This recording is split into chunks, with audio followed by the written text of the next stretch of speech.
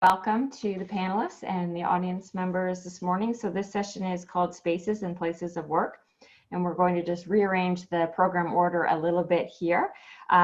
So Milena, Franke, if you would like to go first with your paper on commodification and labor control at the intersection between labor platform and institutions, and telling us about the situation in Belgium. Thank you. Yes, I would like to leave the word first to my co-author, Valeria Pulignano, and I'll be presenting the rest of the paper. I will share my screen.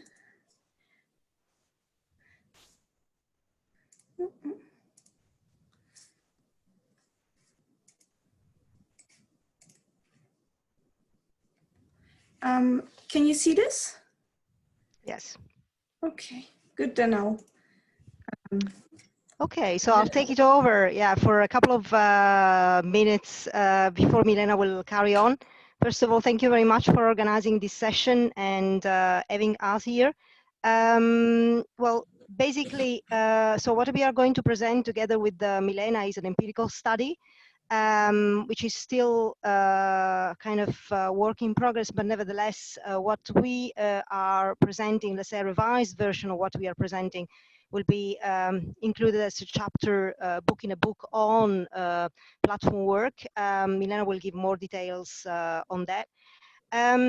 So what is the focus of the paper? Well, the paper basically focuses on labor commodification in order to understand how labor platforms enact control or better subordinate labor.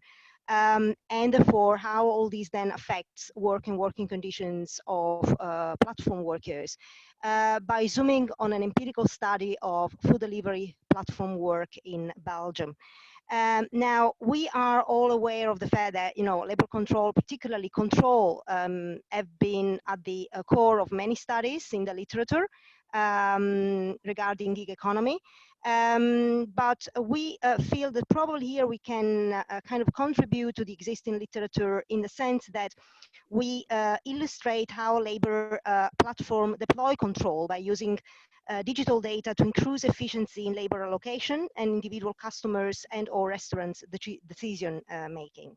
And this is what in fact we kind of call the circle of empowerment and disempowerment, on which then Milena will better go later on. So let me just frame a little bit theoretically the settings of this paper. I've started talking about labor commodification and also control and labor subordination. So basically what we are trying here to do is very much, in line with what already some authors have been described as platform capitalism. So we want to really kind of allocate platform within the study of capitalism in contemporary societies and understand, as I said earlier, how they affect work and working conditions of platform workers. Our theoretical question again is capitalism. So capitalism in digital platforms. So we want to really bring work and capitalism back in the understanding of labor platforms. And that's the way how we try to do it.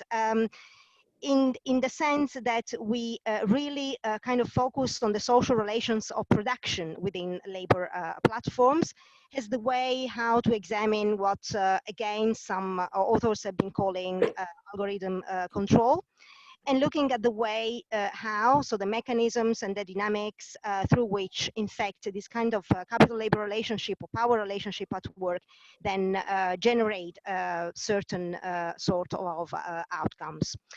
So social relationships of production is at the core of this study, and capital accumulation and labor subordination is the way through which we, kind of conceptualize that.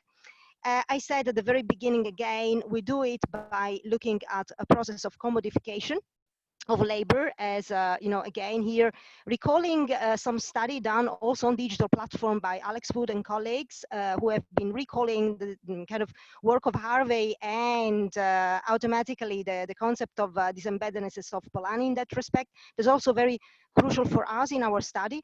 Particularly here, we also link into some kind of existing literature, particularly from an employment industrial relations perspective. And here, I would like to refer to the work, particularly of Jan Greer and colleagues, looking at, understanding labor commodifications in the light of the process processes of marketization, and for the way how these set some discipline of labor market competitions on workers. So for us, central again is how all these process of the kind of disembeddedness is linked to process of marketization by the use of digital data or from the side of platforms generate exploitations as a effect at the basis of labor subordinations.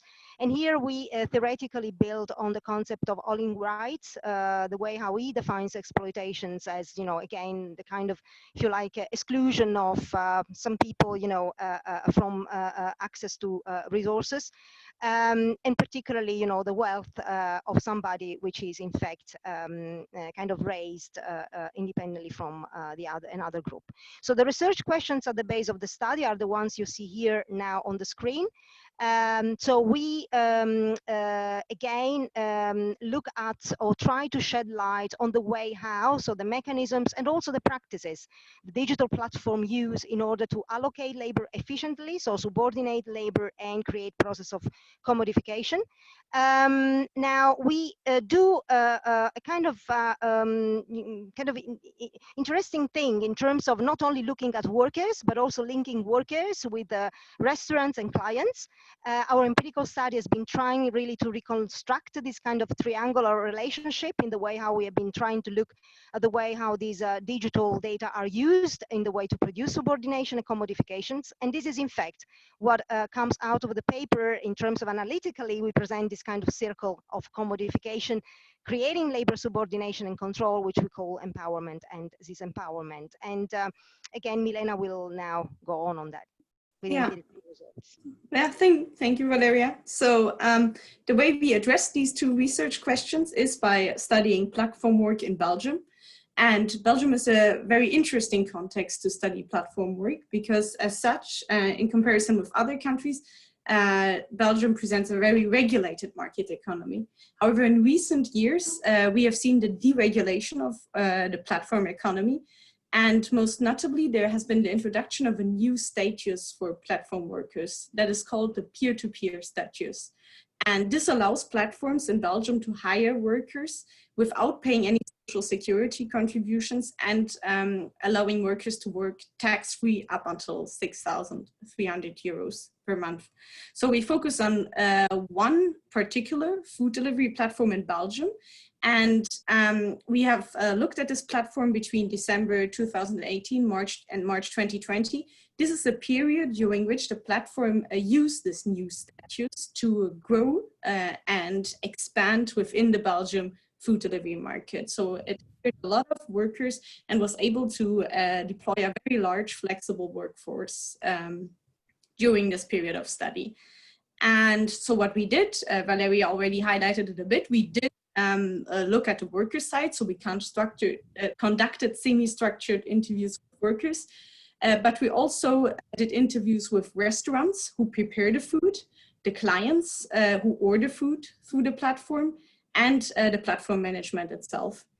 And these actors are also reflected in our findings. As you can see in the figure here, you have the platform on the top, the worker delivering the food on the bottom, then the restaurant preparing the food on the left side and the client on the right-hand side of the figure.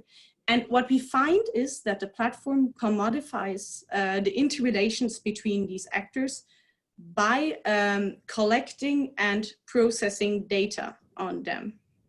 And the platform does this by simultaneously empowering and disempowering the actors involved. This is why we cluster our findings in an empowerment cycle on the one hand and a disempowerment cycle on the other hand. And I'll go a little more into detail about what we mean with these cycles and empowerment and disempowerment.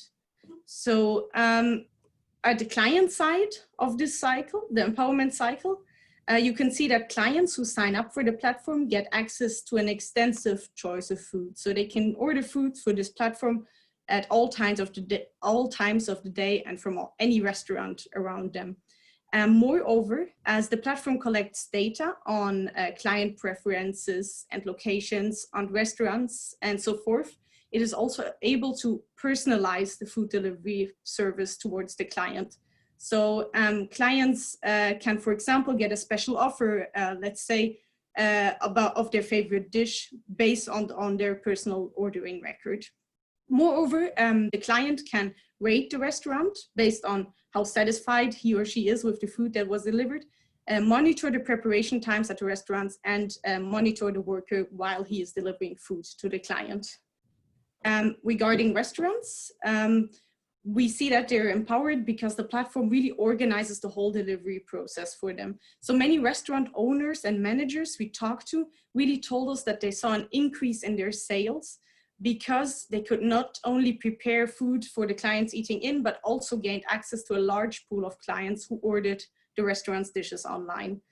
Moreover, the platform uses data it has on restaurants and clients, not only in Belgium, but also in the other countries where it's active, to provide targeted marketing advice to the restaurants. So for example, the platform might go to restaurants and say, hey, we see your sales are not going up that much, but maybe our data shows that we have, if you add this new dish, then you will actually be able to increase sales. As to the worker, working for the platform provides some access to work and to pay. Workers stress how easy it actually is to sign up for the platform and to earn an extra income. And moreover, the platform uses an algorithm that enables workers to exert some discretions over their working time. So workers can sign up for shifts, that is a time slot when they're delivering food, and they can also cancel orders within their shift if they don't want to deliver this particular order. Moreover, workers can rate the restaurant. That is another mechanism here. As I said, empowerment simultaneously goes together with disempowerment. So here we present a disempowerment cycle. I will only be looking at the restaurant and the worker part of the cycle because these are the most interesting ones. And regarding the restaurant, as I just explained, both the worker and the client can rate the restaurant, and the platform is actually collecting the data on these ratings to rank restaurants within the client application. So very popular and well-performing restaurants will get a higher ranking and hence more easy access to clients. Moreover, these ratings, the data collected on the ratings, are used in contractual negotiations with the restaurant. So as you can imagine, like the whole marketing advice and the organization of the delivery process does not come for free. All the restaurants that collaborate with the food delivery platform need to pay a commission on the orders that are processed through the platform. So this commission then can go up if the rating of the restaurant decreases. Regarding the worker, finally, we see that the easy access to work is also a bit conditional upon the worker really accepting all the risks of work, so not having any social protection. And we see this large increase in competition, which has happened, as I referred to in the beginning, as under the period, especially we observed as the workforce really increased.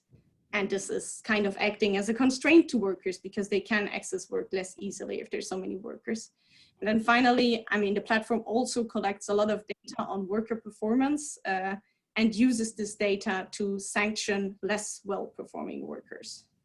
So in the final part of the empirical section, we asked us the question, what does this all mean for work and workers?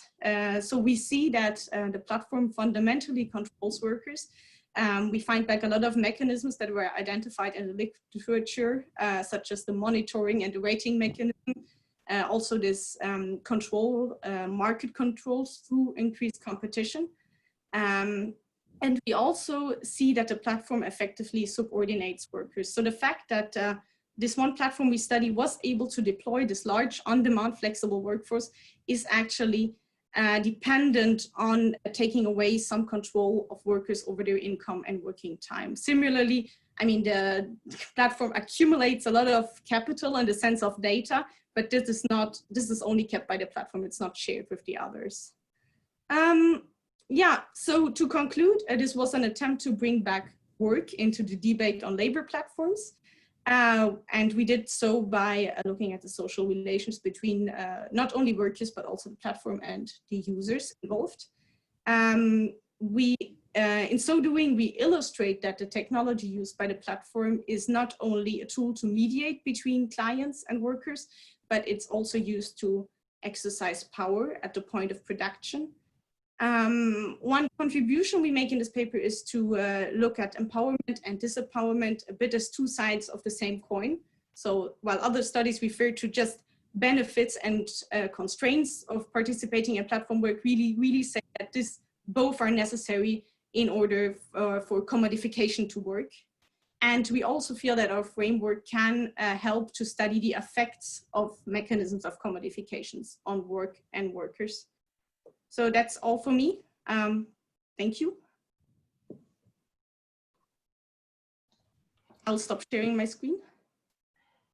Thank you very much, Milena and Valeria. And we have Diane-Gabrielle has joined us, so thank you so much. And I'm going to put you back in the chair role, if that's okay with you, Diane.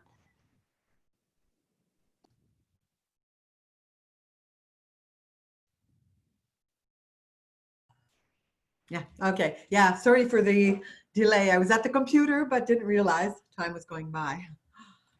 And as I haven't done this kind of chairing with Zoom so much. So the next presentation, is the person there? I don't see everybody on my screen. Yeah, I see Benjamin Hopkins, yeah, is here. Yep, I'm here. Okay, so do you go ahead? I can go ahead. I think we just have questions at the end, right? It will be simpler. Yeah, sure. So like I said, I haven't put any slides up for this one. I figured by day 3 people would have got a little weary of seeing lots of PowerPoint slides going up. But it's very nice to see everyone.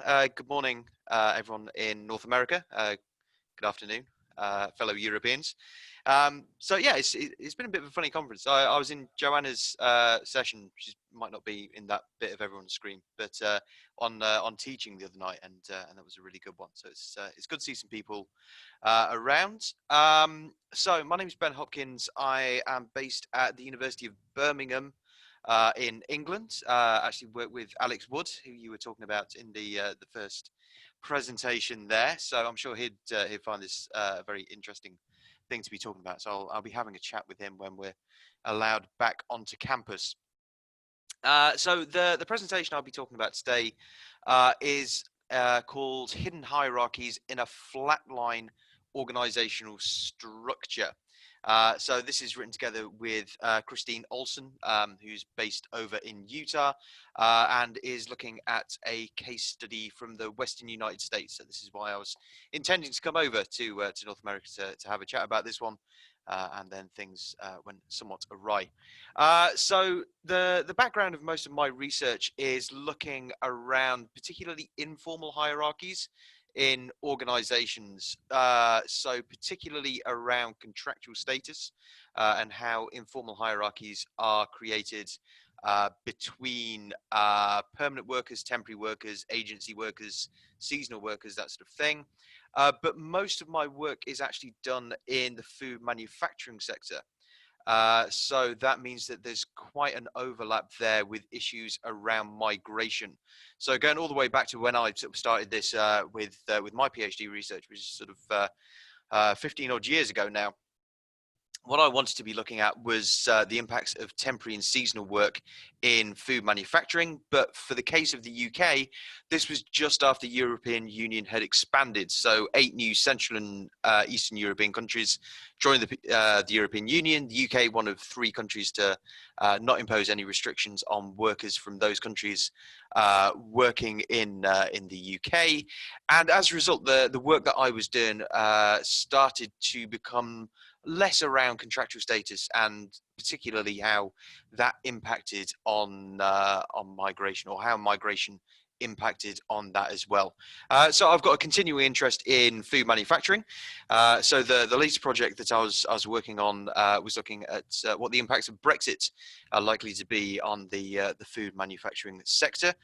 So I was looking over the notes for that the other day, and it's quite nostalgic, in fact, for a time when Brexit was the greatest disaster about to hit the UK rather than the global pandemic. Anyway, with all that sort of in the background, I got the opportunity to do some research with what I thought was a really interesting company over in the Western US, a company, again, based in the food manufacturing sector, but one that claims that it has no official hierarchy in the organization at all. So there's the owner / CEO of the organization, and then technically everyone else who works in the organization is supposed to be equal. So this seemed like a really interesting place to go and look at hierarchy within organizations. They also have this idea of self-management. So I actually did a paper on the first day of the conference, which was looking at the particular example of dispute resolution and how this works under those principles of self-management. And looking at that very, very specific example, there was clear differences between the permanent workers within that organization and the seasonal workers. So as a brief conclusion on that one, the permanent workers tended to use approaches to dispute resolution that were very more aggressive and coercive. And what we found amongst the seasonal workers was that they would take much more of a collaborative approach, more in line with those ideas of self-management. So what I wanted to look at with this company overall, being interested in hierarchy, this looked like a really interesting case study company because, of course, for most organizations, the norm is still to have some kind of hierarchy. So even in a really small organization, you're likely to have the owner / boss / manager, and then some people that he or she is able to kind of order around. So most organizations, and even very small ones, are likely to have some sort of hierarchical structure. So the opportunity to go and look at an organization that claimed to not have one seemed like a fun place to go to. So why is it that this is a bit of an outlier and we would expect most organizations to still have some kind of hierarchy? Well, if you are the owner or a manager in that organization, it's a good way of keeping some kind of control over people who are lower down in the hierarchy. It's also a way of giving clear instruction to people throughout the organization. So someone at the top is able to make those decisions and then sort of send them down through the hierarchy. Arguably, of course, there's some advantages for us who are lower down in that hierarchy. If you're looking at trying to get some kind of promotion, then there's clear structures for that. And if there's any kind of issues, then there is a way that you can get some kind of recourse. If you have a dispute with your co-workers, then you're able to escalate that to some form of management. However, tall hierarchy seems to be an area that's sort of fallen out of favor with a lot of organizations, particularly when management consultants get involved. But we see these ideas of trying to delayer and get rid of a lot of those layers of hierarchy.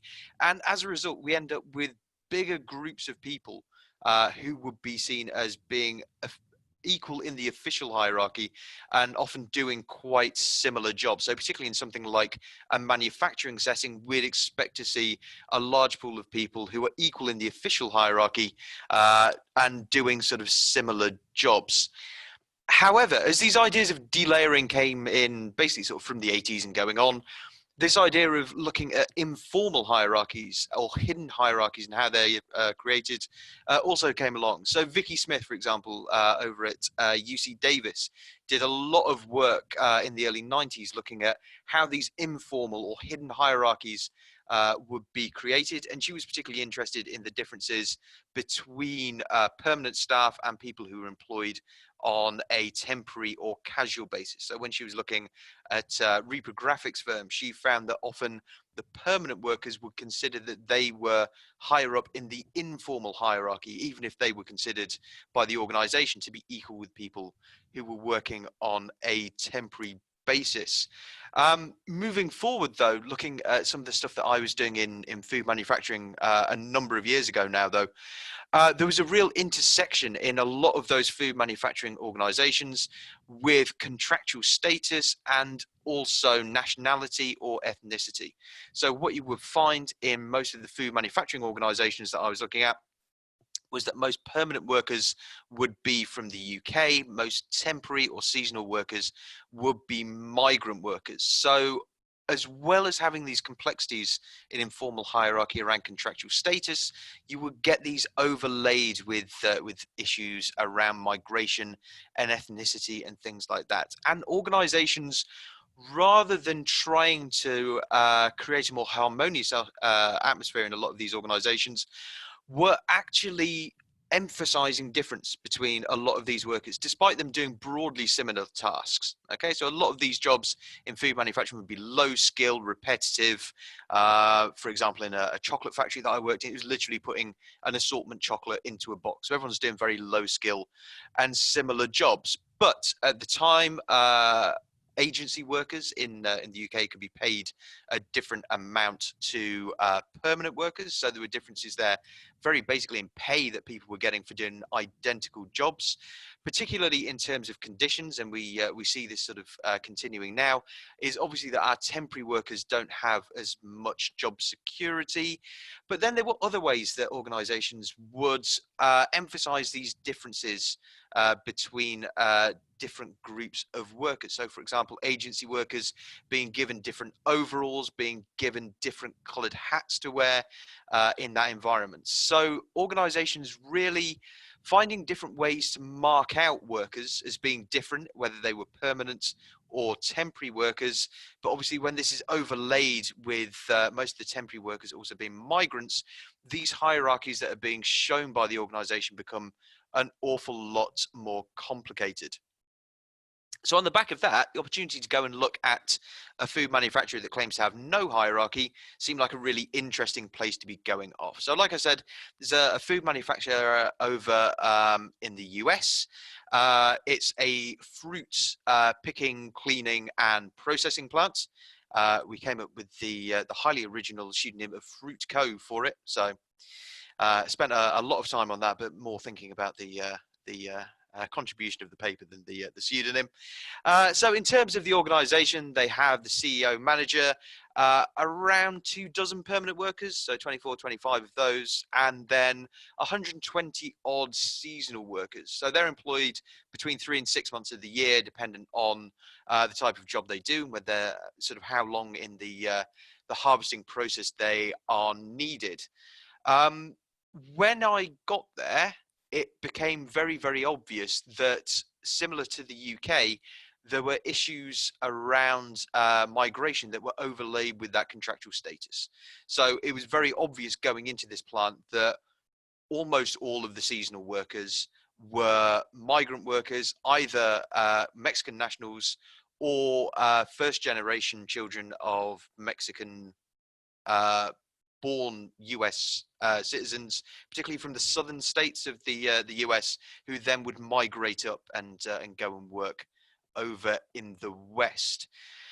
So there were some obvious differences just sort of going into the plant. What I wanted to do with spending quite a lot of time sort of collecting observational data and also doing interviews with the people there was that despite saying that there is no hierarchy within this organization, there were some really obvious differences. So inevitably you would get differences around pay based upon the type of work that people were doing, how highly skilled that was. And obviously that kind of shows up that some people have got nicer cars and bigger houses and all that sort of stuff. So there is obviously hierarchies going on there. One of the really obvious ones to pick out, though, was whether people were seasonal workers or permanent workers. The vast majority of permanent workers were office-based. There was a few mechanics who worked in the factory environment, but what you would see was that the permanent workers were based in the offices, and they tended to be white US citizens. What you would find amongst the seasonal workers was that they were very much migrant workers. So there was obvious differences that you could see in that sort of part. So an intersection there, but also the experience of the organisation between seasonals and permanents was quite stark. So a lot of the seasonal workers weren't actually aware that they were working in an organisation that technically had no hierarchy, and they were supposed to be using these principles of self-management. So this is why we would sometimes find them using a kind of triangulation approach in dispute resolution, because they didn't know that they were supposed to be self-managing and doing that thing themselves. One of the reasons for this, again, differences between seasonal and permanent workers, was that they didn't spend too much time on their induction or onboarding, and they weren't really told about this stuff. So they would have a sort of 4-hour or so induction, but that was mainly about learning how to work in the factory, and there was a little bit, perhaps a booklet that was given to them about the principles of self-management. By comparison, the permanent workers would go through a really, really lengthy recruitment and selection process, often up to 6 months, to be able to get a permanent job there. And they were very much made aware of the ideas of self-management, and this was something that was discussed with them a lot as they went through the recruitment process. So there was an obvious split between some of these workers based on contractual status. There was some official company mandated differences between them as well, though. So, for example, the seasonal staff who were working in a factory environment weren't issued with uniforms, whereas the permanent factory workers were. So again, like, there's these very, very visual differences between people where supposedly there is no hierarchy, but based on their contractual status. And when we overlay this with ethnicity as well, we start to see some big differences between those groups. So like I said as well, there's big differences between the amount of time spent on recruitment and also the amount of time that was being spent on induction. However, there were also the informal differences that I'd certainly seen in food factories over in the UK. So amongst the migrant workers, many of them were monolingual Spanish speakers. So there was not actually the opportunity for the seasonal migrant workers to interact too much with a lot of the permanent workers who were up in the offices. And as well, there was stuff such as for the office workers, so again, our permanent workers in general, they would have a weekly barbecue that was set up for them, but it was only the permanent workers who were invited along to that. And I got invited along as someone who was really seen as being part of that kind of group, rather than as someone who might be going off to the taco truck, which I think I probably would have preferred. They did look pretty good. And something that was quite odd as someone from the UK traveling over to the US was that differences in ethnicity were quite openly discussed amongst some of the managers over, or what you claim as managers, office workers over in the in that company. So we were talking about why so many, or nearly all of the seasonal workers were migrant workers, and the people working in the offices would be using phrases such as, well, we can't get people like us, or people who look like you and me, to come and do this job. So it was clear that people really did draw down lines across ethnicity as well as contractual status to look at some of the differences in this organisation. So just to bring together some brief conclusions from that, because there's quite a lot of thick data that unfortunately I can't go too far into in the sort of 15 minutes or so we've got. But this is an organisation that says it has no hierarchy. There is a clear hierarchy.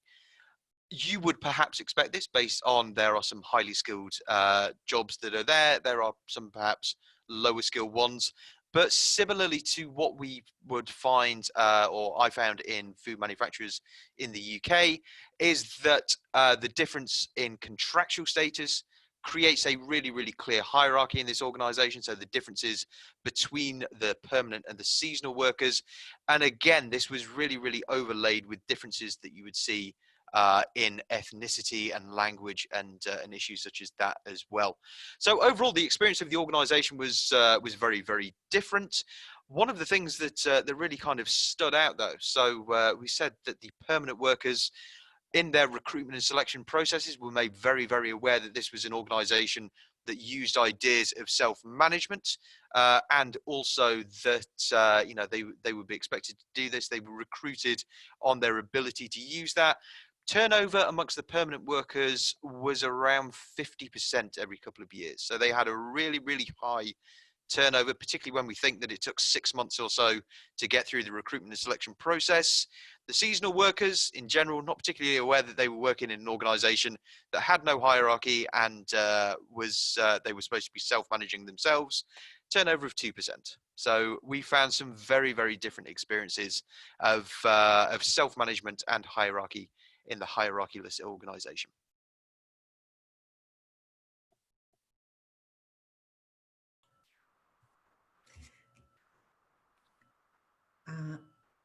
Okay, I think you're finished.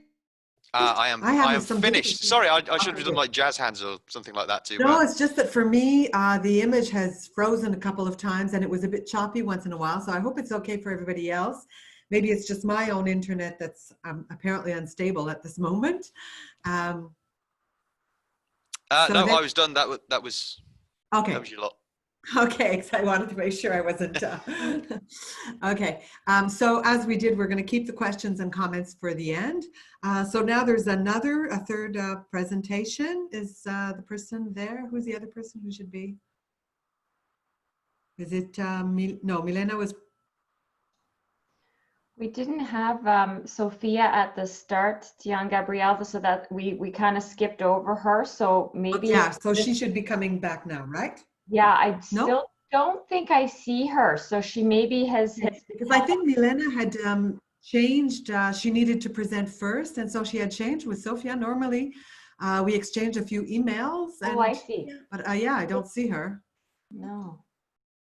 So I guess it's up to you. Maybe then I'll go ahead and hoping that my, okay. So, well, maybe I won't, okay, so how do I get this to be central? Okay, so we have a presentation actually with two of my French colleagues. One of them is online, well, actually German origin colleague, Gerard Krauss. He is online. The image is not there because he says he has some difficulty with the video. And Guy Modèles is also a co-author on this presentation, but he wasn't feeling well yesterday, so could not participate. It's actually a bigger project, which is a project done with a group in France, which is called Péri-Work. So it actually includes a lot of other colleagues. And we're going to be presenting essentially on the observations that we did in Quebec, in France, and in Germany. There are a certain number of comparisons that we did in these three zones. So obviously this global societal context is in the context of a lot of digital workers who want more flexibility in their personal life. And also there's a certain rethinking of organization of work through digital technologies. So this is kind of the global context. I think in the present context that we have in most countries, including Canada, of implementation, very strong increase and implementation of telework in many countries. In Canada, we've gone from 10% or so to 40%. So there might be some development, I think, in co-working. In the beginning, we actually thought the opposite, in the sense that as it's generally open space, a lot of co-working spaces were saying, well, we're not doing too well, and they had to close, obviously, as all other businesses. And some of them were actually worried whether people were going to come back afterwards or not. So there were some questions along these lines. And we actually now see a lot of co-working spaces reopening. And I think it could be interesting actually for some teleworkers who will be working from home, well, independent workers or salaried workers who will be working from home in the coming months, might actually discover the interest of co-working spaces as a place where they can see a certain number of other people. So in any case, just to contextualize, I think in the context of telework, clearly there might be an increased interest in co-working co-working, but we will see that over the coming months. The importance of co-working internationally, in terms of numbers, it's not always easy to get specific numbers, but at the end of 2019, it was evaluated that there were about 22,400 co-working spaces across the world. There are some everywhere, about 2.1 million users worldwide, different contexts, some very small places, and then very large organizations, of which you might have heard which are Regus and WeWork especially. A lot of self-employed workers actually are present in these spaces, and they generally look for the, they generally have the objective of having interactions with other people in order eventually to develop their business. A lot of these places are in large metropolitan areas, but in our research, we particularly looked at rural or regional spaces because we, wanted to complement the research. The ILERA, that is the research project based in France, is really centralized on these ideas of looking at rural and regional places. This research hasn't been done to our knowledge yet. And maybe another difference I might mention between France and the context of Canada and Germany in particular is that in France, there's a lot of public support actually for co-working spaces in terms of integration into employment and this kind of issue. Whereas in Canada and Quebec and in Germany, there isn't this really, public interest and support, especially financial support for these kinds of organizations. So they're really like private businesses to a certain extent, although a certain number in Quebec will be social economy based. So the questions that we had for our research, the first question was, is there or will there be an increase in co-working spaces outside of these large urban centers, that is in smaller cities or in rural areas? What are the motivations for these new forms of work organization? There can be a different perspectives for different people. It can be reconciliation of social times. Some people might see it as a way to support a more sustainable and more sustainable mobility model. That is, they don't have to go to work as far, and they might be using, that was one of our hypotheses, that they might be cycling more. It turns out that it's more the case in the cities, not so much in the regional co-working spaces in Quebec, at least. And we also wanted to look at the differences between these spaces in the large urban spaces and rural or regional places. So in terms of methodology, we use the same, we have actually a questionnaire which is presently online, but to this day, the research is based mainly on interviews that were done in France, in Germany, and in Quebec. Also, obviously, theoretical research. And in Quebec, just to mention this, we have been doing some field research over the last 3 years, essentially in Montreal initially, but then working now with Périwork, we have done research more in the regions around Montreal. It's a qualitative approach for the moment, but it will be complemented by a quantitative approach as soon as we get some answers to the surveys. We are hoping to get a certain number of answers. So in Germany, we have 2 regions here. With Gerard, we were concentrating mainly on Baden-Württemberg. Sorry for my horrible accent. Spanish would be better for me. Then also Quebec, obviously, in Canada. In France, there are 2 regions, Côte d'Armor and Pyrénées-Atlantiques, mainly region around Rennes, or Brittany, if you want. In terms of contents, what are we looking at in terms of results for the moment?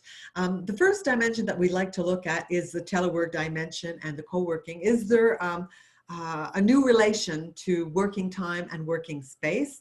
And maybe the second aspect that I would develop on is the quality of life issue, and also maybe community development. To what extent are these co-working spaces contributing to community or to small cities development?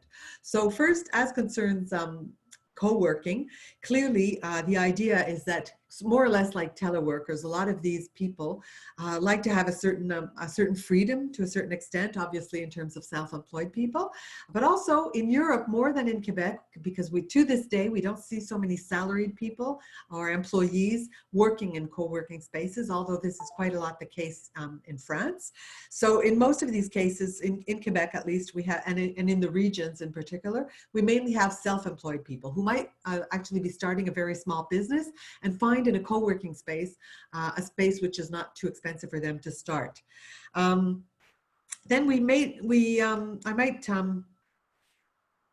oops. Wow, I'm really having a problem with my internet connection and now with my PowerPoint. That's nice. Huh, it's very strange. God. Sorry for that. I really have a problem with the connection. And now the PowerPoint has actually disappeared, so I'm going to have to reopen it.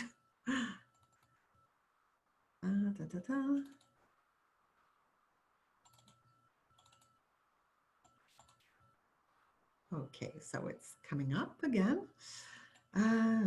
Get it to the right page.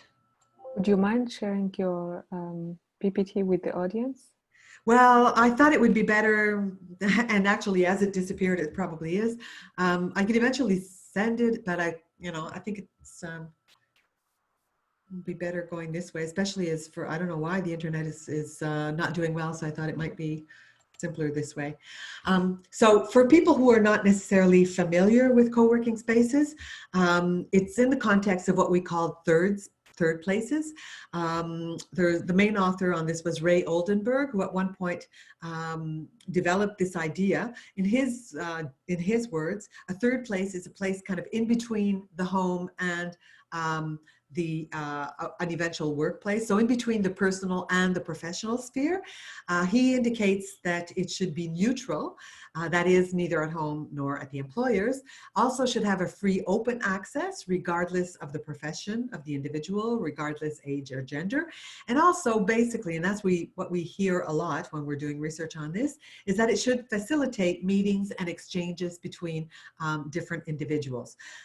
What we observed in the research is that, well, especially in the regions and in Quebec in particular, is that some people are not necessarily looking for these exchanges. Also in the book that we published with Gerard, we also, a lot of the articles indicated that, yeah, some people like to, have kind of social contacts in these co-working spaces, but they are not necessarily looking for contacts to develop their business or to innovate with, although the literature insists quite a lot on this dimension. It wasn't necessarily found. Yeah, maybe I should have showed the PowerPoint because I did have a few images of co-working spaces, but in any case, if some people want to have this, I can send the PowerPoint or eventually reference to the book.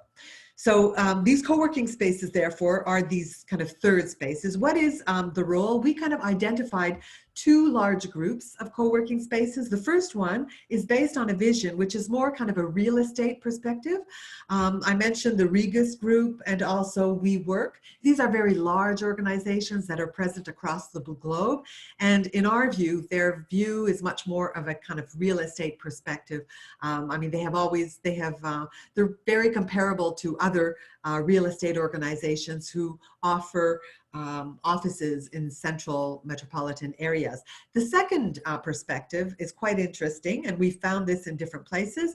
It's a vision based on values of collaboration, the sharing economy, and also often quite centered on a work-life balance perspective. That is, people want a better quality of life, and maybe Gerard can comment on this later, because this was very much present, actually, in the region that he studied in German.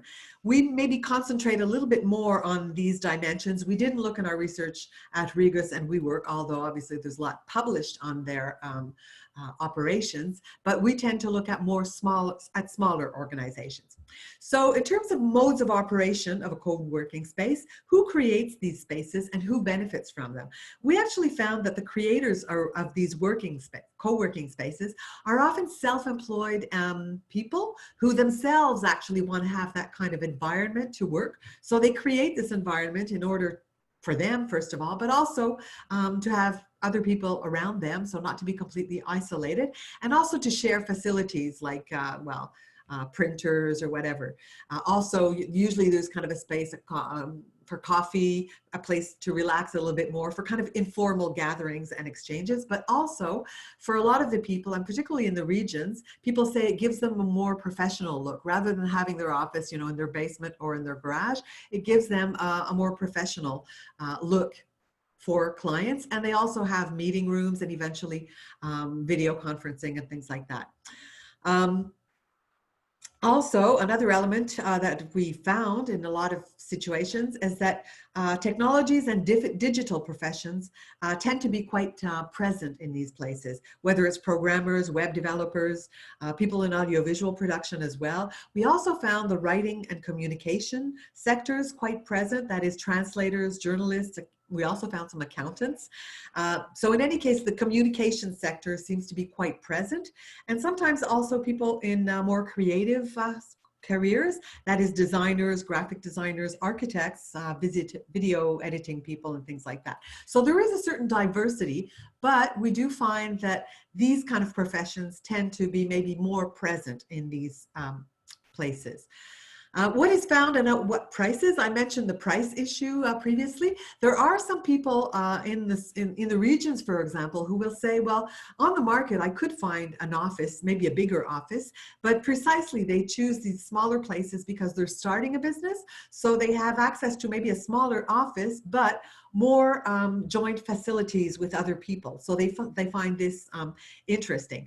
What is also interesting is that the membership forms are quite varied and flexible. We find that in metropolitan areas, people tend to use these various flexible arrangements, that is having access by the hour or a half day or a day or a week, a month or whatever, or even a whole year. We found that maybe in the regions or in smaller cities, people tend to have something like maybe not as flexible, but a more stable presence, that is rent for a year or rent for 3 months or 6 months and the like.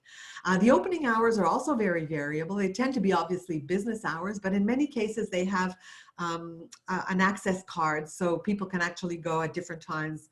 Obviously, this is for people who are on a regular basis especially, but some places it might be possible to have an access and to go at different times. So the formula is particularly interesting, obviously, for people who want to start a business, and maybe sometimes they're working part-time in another organization and they are starting a business part-time on the side. And so as I was mentioning, we might see it grow in the context of telework. That is, people might like to work from home a few days, but not necessarily work from home 5 days a week. So as these places are reorganizing and reopening, there might be an interest in this kind of context. The second element that we wanted to discuss was the results as concerns work-life balance and work-life issues. We do have a lot of elements on this. A lot of people, and particularly as I mentioned in Germany, Gerard's research highlighted this dimension in terms of quality of life, going to a smaller place, even some husbands following their partner, their wife, in regions in order to have a better work-life balance. This wasn't found, the moving wasn't found as much in Quebec. People tended to be in that region, but we do find that some people were saying that it did prevent them from having to go to the metropolitan areas, especially Montreal and Quebec City. And they found that it was easier for them to have a better performance in this smaller place and a better reconciliation of social times altogether. Some of them were even mentioning, and this is interesting, that rather than them having to go to the city, to Montreal, to see their clients, they actually had people who were coming to their place, which was maybe 2 hours from Montreal or so. So a lot of people did mention that working remotely in this way could make it possible for them to reduce the time that they spend in mobility or moving towards a larger city like Montreal. We also had some results as regards community development or local development. To what extent are these co-working spaces in relation with some local development initiatives, either municipal or others? Well, you know, there are different types of, obviously in different regions, different types of organizations that are responsible for local or community development. So we did find some organizations, clearly not all, some were more traditional, closer to kind of a traditional business place, but some of them actually did develop this community dimension, and they were very close with the city or with some other local economic development corporation, for example. So we also found, this was particularly interesting, we find this of course in Montreal and Laval, but also outside, places where the co-workers actually come together because they have a certain vision of work, they have common values, and a certain number of them will clearly refer to the social economy and the non-for-profit sector. So it's really the idea of putting resources together to start a small business and to and sometimes really have kind of a social economy or not for not-for-profit perspective on their work. Obviously not all organizations, but it's interesting to see some organizations really putting this forward and co-workers coming together in this perspective. So to conclude, co-working spaces allow small businesses and self-employed people to locate their activity in a more professional environment than would be the case from home. It also makes it possible for them in a lot of cases to have a flexible schedule, in the sense that most of the places they have access with a card, or sometimes just keys, but often with a card. Also, on a general societal perspective, we can say that co-working can favor a more sustainable mobility model. We did ask a lot of questions as to, to know whether people had changed their habits. Were they cycling more? Were they working closer to home? This is actually found somewhat more in the metropolitan areas, or Montreal, at least for Quebec. In the regions, we didn't find it. However, again, in Germany, they found it somewhat more, and maybe also in the French case.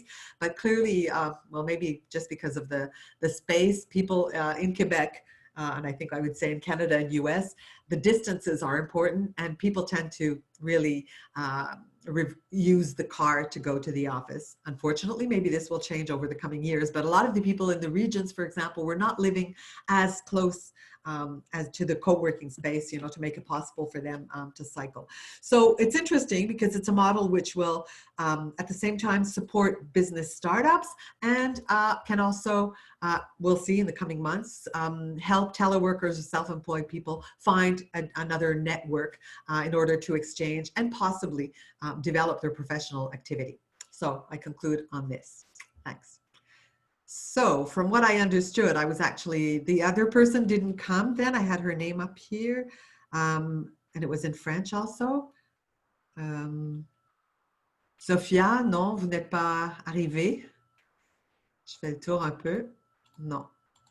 Okay, so I guess we just go on to questions and comments. If people have questions and comments, you open your microphone at that time, and we'll take questions. We still have a little half hour to go, so we'll take questions and comments.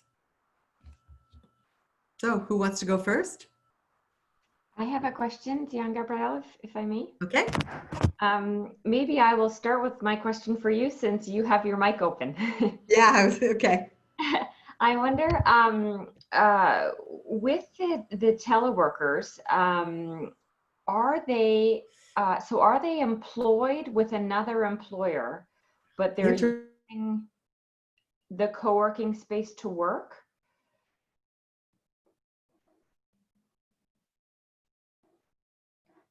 Maybe I will type it in the chat too. Oh, sorry, maybe we froze there. Did I froze? I believe so, but I can ask my question again. I see you frozen. Oh. Let's see. Maybe I'll stop my video. Internet is really, really bad. See if I can chat it instead. If you want, I don't know if you can hear me. Internet was great all week for me. I've been on Zoom all week, but now.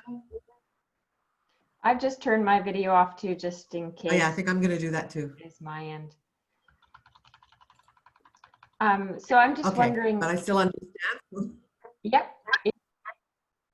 If the workers, so not the self-employed workers, but the others who are using co-working spaces, so they're employed with a different company, but they're going to these co-working spaces as a place to do their jobs instead of going into their main company. And if that's the case, who's paying the fees to use the co-working space? Yeah, actually, we find this much more in Europe to this day, in France, but it's starting to appear in America. And in Montreal, there was one space which is quite big, which actually had companies, often companies from France, who wanted to establish themselves in North America. So the way they started out was by reserving a certain number of spaces in this co-working space. Regus and WeWork actually function quite a lot in that way, in the sense that they have companies renting space and they pay for the space for their employees. Some small businesses also that want to grow sometimes can also use this strategy and actually rent spaces in the co-working space for maybe 2 or 3 or 4 employees of their own, and then they will be, yes, the company, in those cases it's the company who will be paying the spaces for these individuals, either in order to make it easier for them so that they don't have to commute, or also, as I was mentioning, in that right away. So there are these two kind of situations, and obviously it makes for different types of interests or attitudes of these individuals in the co-working spaces, because initially a lot of the publications were very much centered on creativity, innovation, exchanges between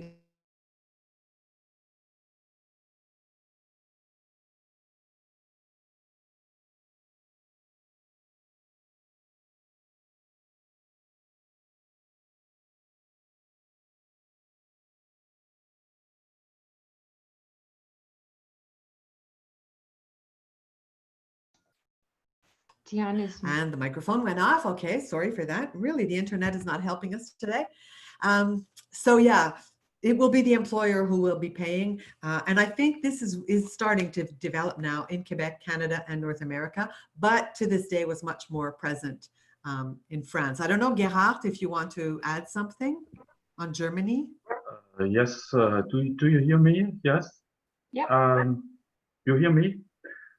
In Germany, I found that this configuration that you could have certain highly qualified employees that are working for companies located 300 kilometers away, and the company accepted that the employee was working in a co-working space close to where he was living. So we have to understand also that I think that's a European a European trend. It's a societal trend, a more general societal trend, that we have a new phenomenon of digital workers who have the possibility to do remote work, and who want to change their life, to move out of the large cities and to take the residence in a small town, in a rural area, or a medium-sized town, and then in order to separate their personal life from their family life, from their business, from their work, they choose a co-working space, and often it is also well seen from the employer when they know that the employee who is 300 or 400 kilometers away working for them is working every day or most of the time in a co-working space. It's a kind of also a guarantee that the co-worker is of. Okay, do we have other questions, comments?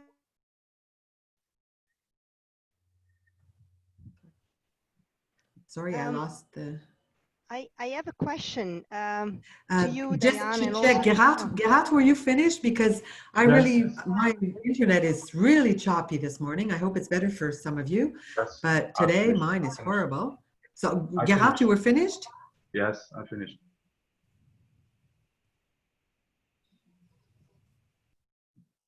Okay. Okay, so yeah, go ahead with the question. And then there's Sean O'Brady, who would eventually have a question. Good. yes, So, regarding this Valeria? yes, regarding this co-working, can you hear me? Yeah. So regarding Yeah, the co-working I hear you spaces, well. yeah, I mean, I'm quite, you know, interested in understanding also what is happening. Now, of course, your research has been done, but if I understand well, you're still carrying out, you know, with your research on co-working. Now, I don't know. I mean, I look from a kind of European perspective, from my country, own country, Italy, and I was kind of reading interesting stories about these co-working spaces in the situation after COVID. In terms of companies now, of course, spaces cost for companies, right? So in the situation of, the post-COVID, it seems that, there are some kind of attempts from business to create a market in these co-working spaces, where then in fact, their own employees, independently from whether they are self-employed or not, normally they are employees of these companies, they just, go and work. So it seems that, I don't know, by reading what really is happening in the kind of organization of space and the reorganization of business, and I don't want to, sound too much generalistic here, it was just, kind of attempt, it seems that this co-working seemed to, attract also some business attention from business.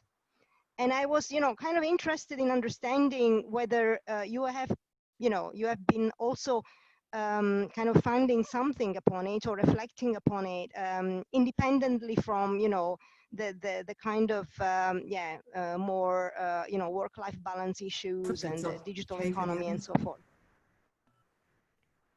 In other words, is there any sort of, reflection you might want to make in the situation of the post-COVID, linked to co-working spaces and companies and business reorganization?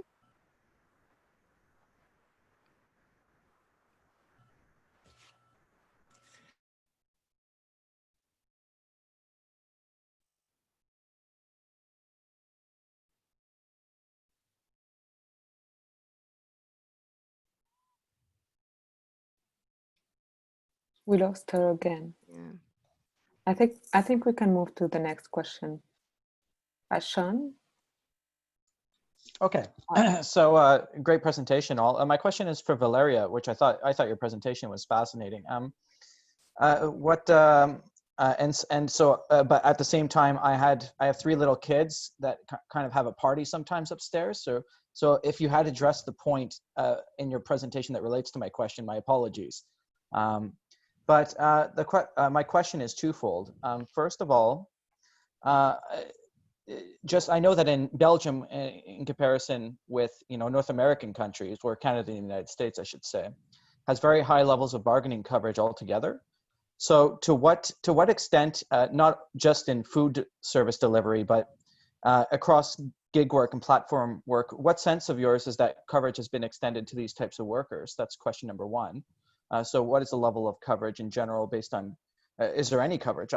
And the second question is, given the fact that it's a country where bargaining coverage is taken as a given for many, when I spent some time at the ETUI and lived in Brussels for a while, and the Belgian trade union and researcher folks that I spoke to said it's very tough to find somebody who isn't covered by a collective agreement in Belgium because coverage is so high.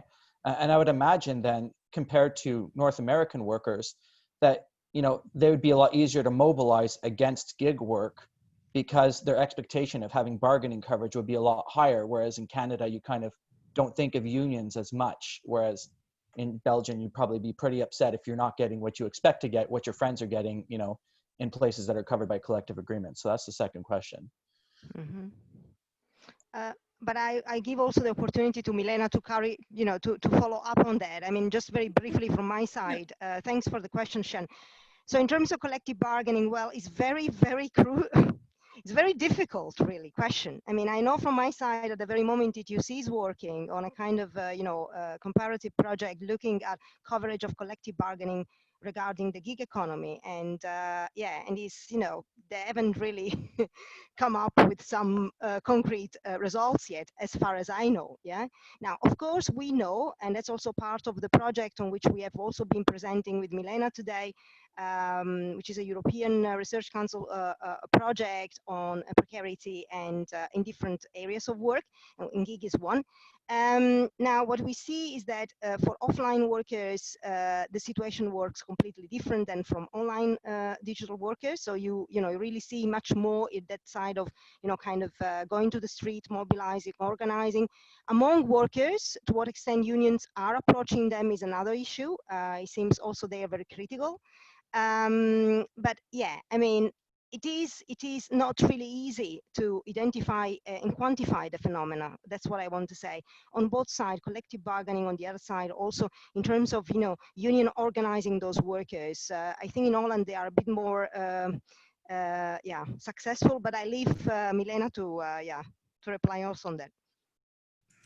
Yeah, thank you for the interesting question. I can maybe fill in a bit more on your first question about the regulation, because indeed, as I think I said it at one point in the presentation as well, Belgium is indeed a very regulated context. The thing is, there is really a debate going on about this platform economy at the moment. That is because there has been no real attempt to regulate the platform economy as such in Belgium.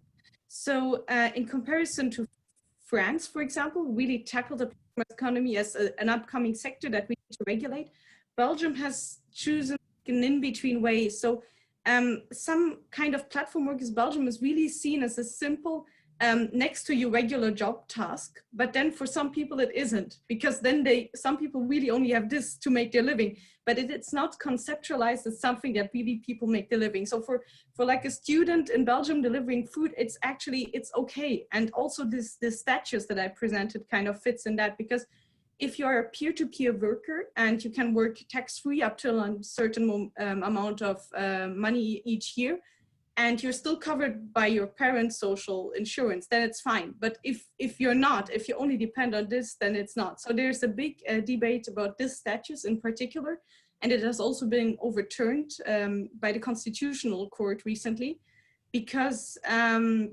it leaves a lot of workers unprotected, and it's actually, some people have argued that this completely undermines the Belgian social security system. And this is only one side of the spectrum. So there's some people arguing like that. We talked to someone from the United Freelance, who is like a part of a trade union who is trying to organizing online freelancers and platform workers. For example, some people share this opinion, others not, but it's really an ongoing debate, and it's highly complex.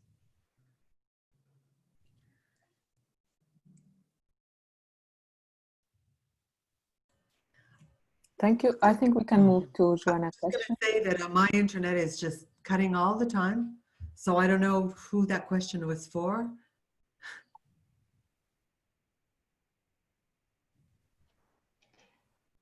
I can ask a question. The moment are frozen. It's just horrible this morning. I don't know why. It's amazing. Okay, I've got a question from Joanna in the text box, so I'll have a go at that one. So there's two parts of that. Thanks for this, Joanna. So the first part is, does the company communicate its non-hierarchy outside of itself as a promotional PR tool, or is it just an internal sense? Yes, they really do sort of promote it, and they think it's a sort of unique selling point of the company, particularly when they're trying to recruit people into permanent roles. And part of the reason it takes so long for them to recruit and select people to go and work in those permanent roles is because they will do exercises around self-management and how they think that will work in practice. But obviously when people actually get into the organization, having that really high level of turnover does indicate that there's a bit of a disconnect between what they think is going on in the organization and what actually is. It's also a bit peculiar that they're spending so much time talking about self-management, which really applies mostly to the permanent people who are working in the offices. And obviously the vast majority of people work on a seasonal basis and are in the more manufacturing type roles. And they didn't really seem to think that self-management was a particular reason why they wanted to go and work for the company. The reason they wanted to go and work for that company was because they just paid much, much higher wages, even by the standards in that particular state, and certainly by the standards in the southern US states. And the second part was whether I got to speak to the CEO. Sadly, I did not. Most of my time was going through the person who was clearly the second in command, but of course there's no hierarchy, so that wasn't their official job title. In terms of how they would reflect on my findings, they were very, very keen to get findings sort of within about 3 working days. And as an academic, I'm afraid I missed that deadline that they spoke about. But it would be very interesting to go back and have a chat with the manager of the company and see what they think is actually going on in the organisation.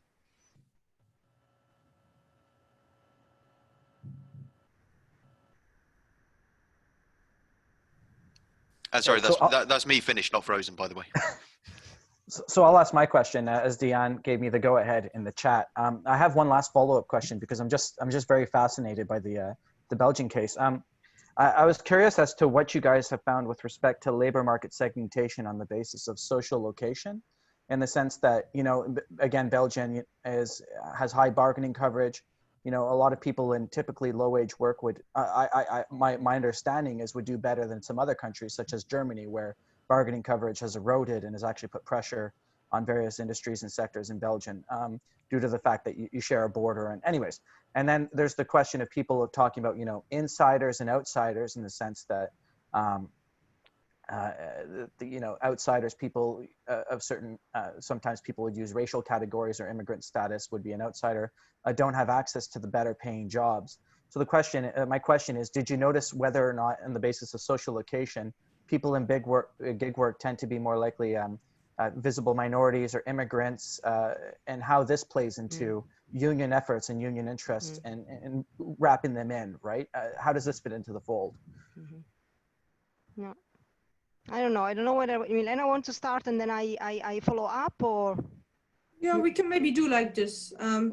So for the workers we interviewed, there is some diversity, definitely. So there might be segmentation lines in terms of, again, this completely depending on platform work or not. And it has all, in the interviews, I think it often went together with also being like migrant. And there are some pretty awful stories about migrants not even being registered and still doing platform work. These kind of segmentation lines. And yeah, so there is definitely, I think again, gig work can be done by different segments in the population. So I mean, I could do it as well as an extra activity, and but it really gets a different meaning once you completely depend on it. And yeah, and this is often connected to, for example, as in self-employed, you could do it. You could also do it under this more precarious peer-to-peer statutes. And then if you only depend on it, I think this would be the lowest segment, the one that is most exposed to the risks. Maybe about the union question, Valeria wants to fill in on it. Yeah, well, thanks, Chen. Yeah, well, I mean, in general, fine. Well, we have been arguing also in the book with Ginny and Nathan, that in fact Belgium, you know, has this kind of more, also from a union side, more, let's say, more proactive, let's call it in this way, approach vis-a-vis flexibility. So rather than opposing flexibility, unions have been always kind of accepting it by regulating. So that's the kind of approach of unions, of Belgium unions. So trying to, you know, kind of proactively regulating what is unregulated. And of course, they are very much aware of the fact that they need to have this kind of encompassing bargaining, because if they don't have it, then this creates difficulties. It is also a bit related to the Ghent system, which is part of the union constituency in Belgium. And okay, fine, fair enough.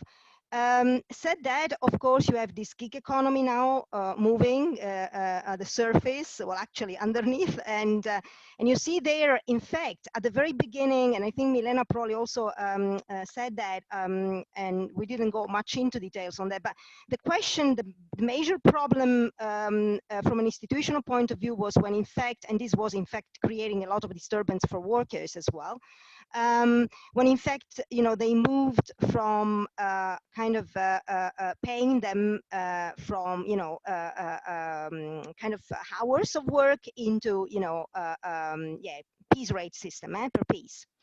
And that created a lot of disturbances. And then, you know, in fact, these, yeah, recalled the kind of attention from the side of the workers, also on the side of the unions, from the side of the unions. Unions are very much attentive on this kind of issue. So there was an occasion, in fact, probably from a mobilization, organizational point of view to, support them and trying to, also include them. And this is true. Yeah, I mean, you find a lot of migrant workers working particularly in these offline platforms. Online is completely different, depends also on what kind of platforms. More platforms also tend to be very hybrid as well. So, it's very difficult to really think in terms of where people, what do they do and how this really affects segmentation. In a kind of, well, probably from the segmentation point of view, there is a, PhD student of mine, he did quite interesting work by using quantitative methodology, trying to see what are the lines of segmentation in the gig economy. And actually what he claims is that you have in fact lines depending on the way how people in fact are rated, are ranked. And this of course depends also on what do they offer on these platform. But he was looking of course particularly at Upwork workers. So, also very particular, bunch of workers. So I think a lot needs to still be done on the side of theorizing and seeing how segmentation really affects the gig economy. And I think from my side, the most tricky issue there is really the methodological one. How do you do that? And how do you study it? Yeah, I mean, it requires really sophisticated ways. But as said, I mean, when in countries where institutions are strong, to what extent they mean something for those workers? Well, I would say that, again, looking from a Belgian perspective, still a lot needs to be done. I mean, yeah, also there, and I think unions are anyhow aware of that. That's also why they launched now this study on bargaining. They also, have been very much proactive and looking proactively, working together with SMART, for example, these kind of, organizations, because in fact the problem was, avoiding undermining on wages for those workers. And we were talking particularly also workers working on this gig economy. So trying to, bring them back into structures and sectors, depending on what you do, then needs to be there. Yeah. So they are quite proactive, but still a lot, I feel needs to be done. But certainly, as Milena, and I conclude here, as Milena was mentioning at the very end, now the fact that now the national, well, we had a court case in Belgium, which actually recognized the fact that, you cannot really use taxation as a possibility for kind of getting these people on work and on jobs. So he recognized the kind of illegitimacy of that action. This also brings some, probably interesting lights into the kind of Belgium situation, which is quite interesting in that respect. So yeah, don't know whether I answered completely fully, but yeah, I think a lot still needs to be done.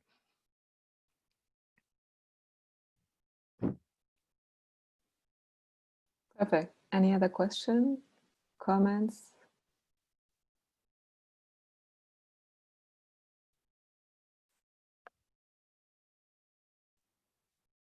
So I think that concludes this session. Thank you, everyone.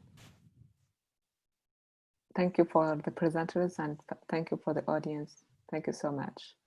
Thanks, everybody. Yeah, thanks everyone. That was really interesting.